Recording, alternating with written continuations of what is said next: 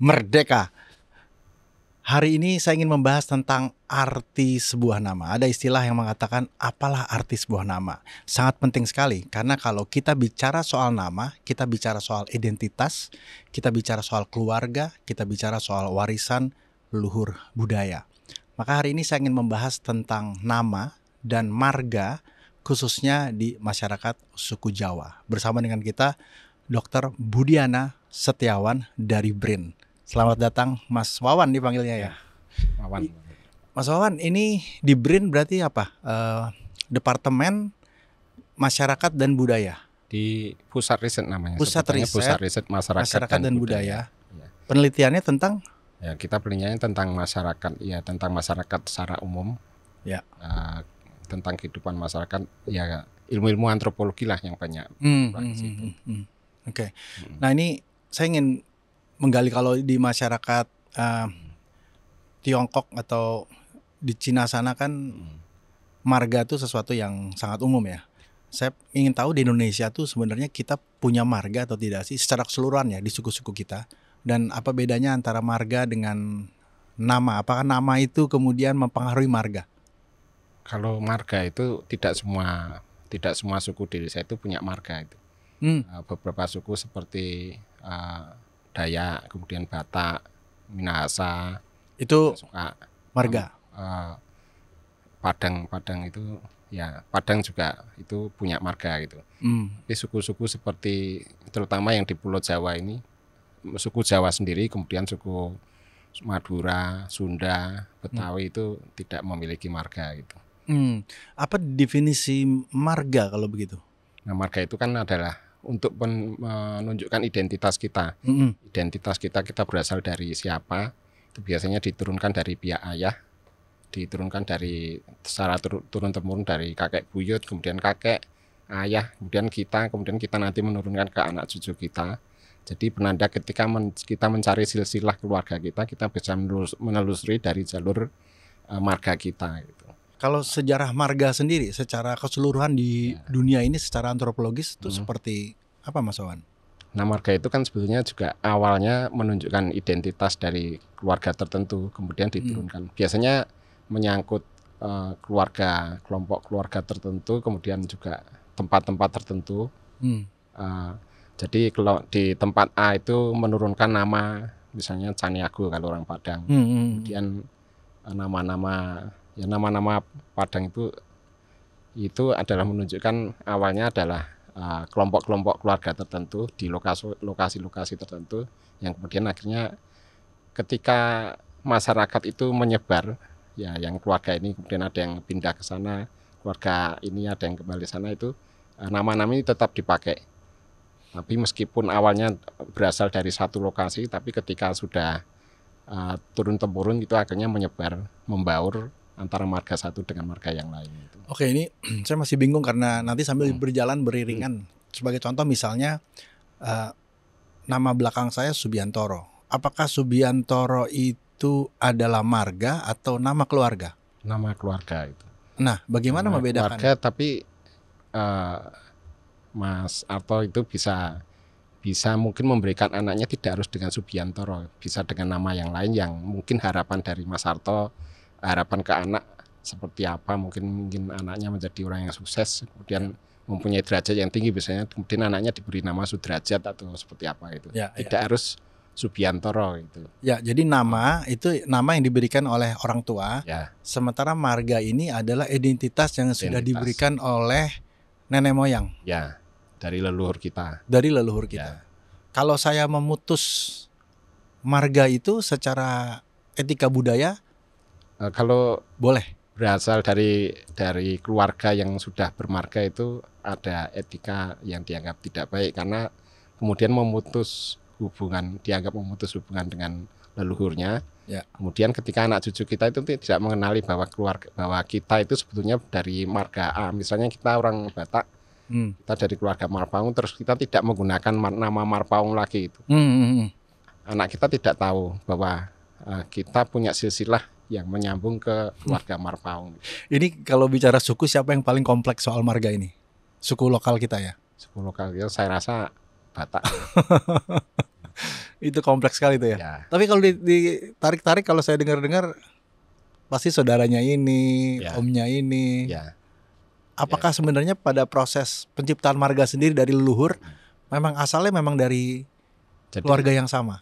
dari keluarga yang sama, kemudian kalau di Batak itu ada suatu stagnasi. Jadi mungkin awalnya mereka tidak mengenal marga, tapi mengenal nama-nama keluarga itu. Jadi si A punya anak namanya mungkin saya nggak berani nyebut karena nggak tahu bukannya ya. Misalnya Marpaung, Situmorang apa itu, misalnya katakanlah itu satu keluarga kakak beradik. Kemudian stuck itu si A itu menurunkan anak-anaknya itu namanya menggunakan Situmorang, terus kemudian si B menurunkan anak-anaknya Marpaung dan seterusnya itu. Jadi akhirnya menjadi marga gitu perkembangannya itu. Ya. Jadi nama keluarga itu stuck berhenti di situ, kemudian diteruskan menjadi nama marga. Tapi apakah berarti boleh Mas Wawan kalau hari ini saya menciptakan marga sendiri dari garis keturunan saya gitu? Bisa seperti itu. Beberapa orang Jawa memang melakukan itu, tapi kita tidak tahu keturunan berikutnya yang mungkin kita sudah tidak ada itu akan masih meneruskan nama kita enggak. Misalnya Mas Harto itu tadi Subiantoro ya. Subiantoro mungkin ke anak masih Subiantoro. Betul. Tapi anak ke cucu itu kita tidak bisa kalau orang Jawa tidak punya satu sistem yang mengikat supaya menggunakan. Iya betul. Karena eyang saya tidak menggunakan nama Subiantoro. Ya. Tapi ada keluarga yang menggunakan nama garis keturunan pertama, kedua, ketiga, keempat sampai ke 7 ke 10 dengan nama yang sama. Gitu ya kira-kira ya. Tampaknya di Jawa tidak sampai turunan ke biasanya keturunan ke 3 ke 4 itu sudah ganti nama yang lain lagi itu. Kalau saya itu misalnya saya kan dari Jogja tapi orang tua dari pihak ibu itu dari Klaten. Ya. Itu dari Trah Ponco Dimejo gitu. Tapi keturunan dari Ponco Dimejo ini nggak ada yang namanya pakai Ponco Dimejo. Iya. Semua sudah nama-nama yang khas Jawa gitu. Nah itu menarik. Apa bedanya marga dengan Trah kalau begitu? Sama? Nah Trah itu untuk mengikatan loh, untuk mengikat hubungan keluarga. Kalau di Jawa itu masih untuk mengikat bahwa kita itu keturunan dari misalnya Ponco Winoto atau Ponco Dimejo atau apa itu. Kalau dari keluarga saya, yang buyut saya itu Ponco Dimejo. Tapi adiknya Mbah Ponco Dimejo itu namanya beda lagi. Ponco apa itu saya lupa itu. Dia 8 bersaudara itu meneruskan ke anaknya membentuk Trah itu beda-beda. Tapi anak-anak masing-masing anak-anak itu tidak menggunakan nama Ponco Dimejo. Ya. Menggunakan nama Jawa secara umum. Gitu. Dari penelitian selama ini, apa makna atau tujuan utama adanya marga selain identitas? Selain identitas ya sebetulnya kalau mau fix itu ya sebetulnya menunjukkan identitas dan kebanggaan. Identitas dan kebanggaan sebagai keturunan dari marga tersebut. Lalu yang lain-lain yang berkaitan dengan sosial, pangkat apa itu tampaknya tidak kalau marga itu. Mungkin kecuali orang Bali ya. Kalau orang Bali itu boleh dikatakan ada kelompok yang mempunyai marga, ada kelompok yang tidak. Ada Triwangsa. Triwangsa itu yang kelompok-kelompok keturunan Brahmana, Ksatria, Wesya itu. Ya. Sementara kelompok yang masyarakat biasa itu tidak menggunakan marga. Hanya nama-namanya itu menunjukkan khas Bali. Tapi itu seperti Iwayan, kemudian ada adiknya Imade siapa, nanti adiknya lagi Nyoman itu kan bukan nama marga itu tapi nama urutan anak. Sementara ada kelompok-kelompok yang seperti Ida Bagus, Ida Ayu, nah itu akan seterusnya ke anak cucunya menggunakan nama-nama itu dari pihak keturunan ayah. Kemudian ada Gusti Ngurah siapa, Gusti, anak-anaknya juga akan menggunakan itu. Ya, kebanyakan ini patrilineal ya Mas. Patrilineal. Kalau bicara penelitian selama ini, apa temuan yang paling menarik yang Mas Wawan temui tentang marga yang ada di Indonesia? Marga-marga yang di Indonesia itu yang menarik itu kenapa nama-nama suku-suku di Jawa itu tidak menggunakan marga.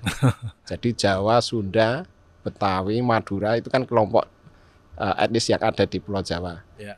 Itu tidak menggunakan marga. Sementara yang ada di Pulau Sumatera, di Pulau Kalimantan, di itu sebagian memakai marga gitu. Nah, kenapa itu? Kalau ini masih hipotesa saya itu karena Jawa itu adalah pulau yang kompleks, yang subur, yang dia menjadi pusat peradaban dari Nusantara sejak dulu, sejak awal mendapat pengaruh dari India, dari Cina, kemudian ada kerajaan-kerajaan awal itu lebih banyak terbentuknya di Jawa, seperti Mataram kuno, Pajajaran, kemudian Majapahit dan sebagainya. Yang di Jawa Barat itu Pajajaran, kemudian apa ya? Tarumanegara itu berkembang di situ. Nah, dengan adanya kerajaan itu tentu masyarakatnya kan dinamis ya.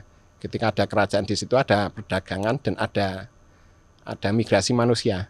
Ya. Jadi ada masyarakat yang datang dari tempat pulau-pulau lain datang ke Jawa, kemudian tinggal di situ, menetap, akhirnya menjadi bagian dari suku yang ada di situ. Misalnya kalau mereka tinggal di daerah Jawa Barat, ya mereka bagian dari suku Sunda. Kemudian kalau yang tinggal di Jawa, misalnya sejak zaman Mataram kuno itu, Mataram Hindu itu mereka juga bagian dari orang Jawa.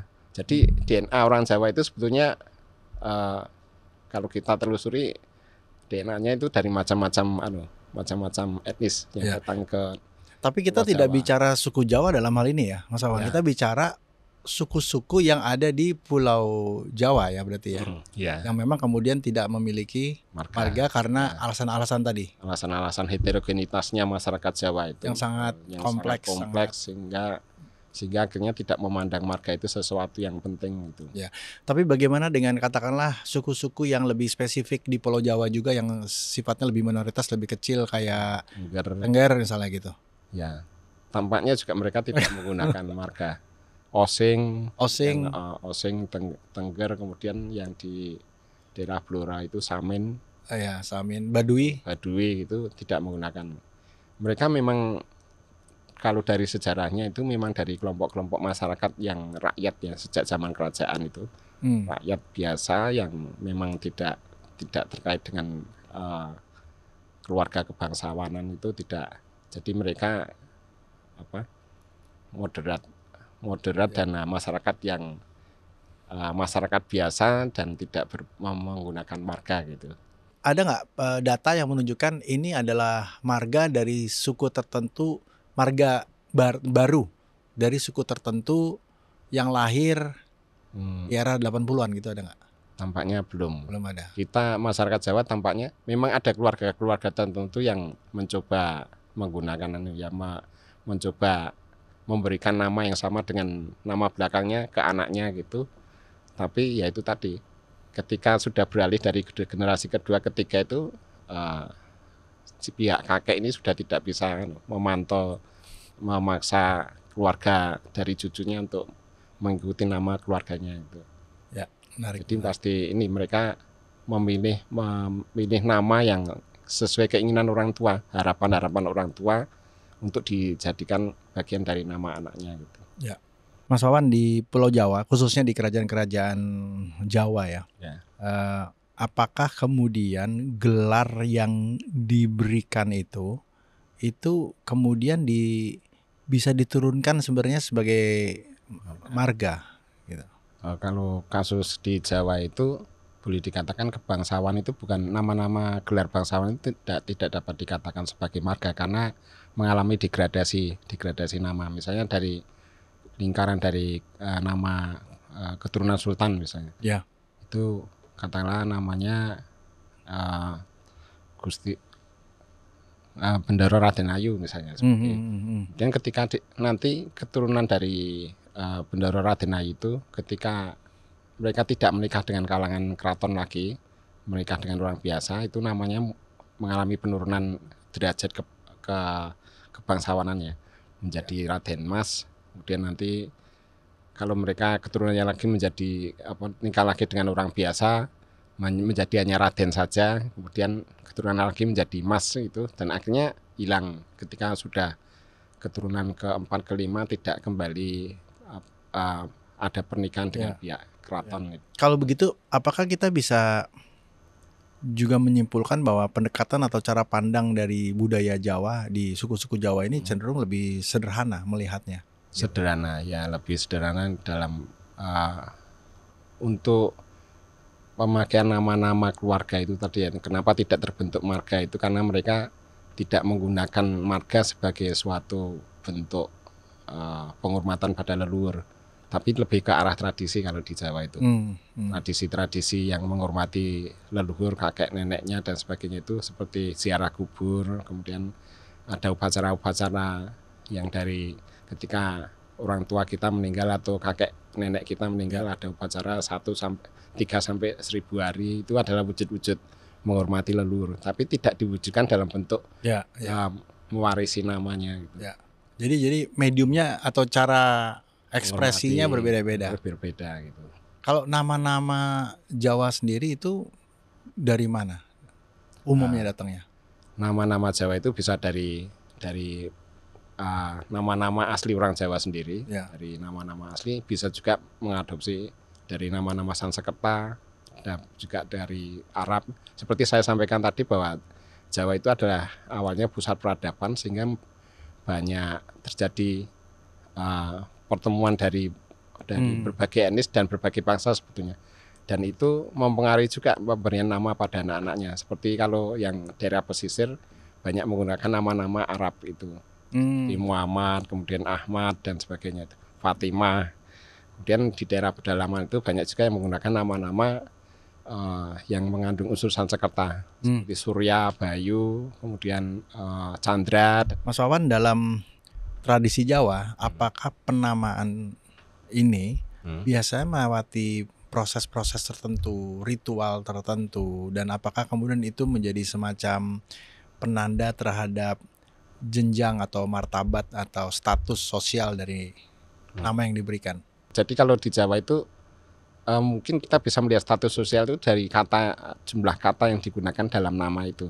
Kalau namanya hanya satu kata itu biasanya dari kelompok-kelompok masyarakat yang biasa gitu. Nama-nama seperti Ponijan, Wagimen dan sebagainya itu hanya satu kata. Itu menunjukkan bahwa dia memang dari kalangan masyarakat biasa. Seperti nama-nama yang mungkin juga berbau misalnya Mulyono, kemudian Priyadi dan sebagainya, itu menunjukkan.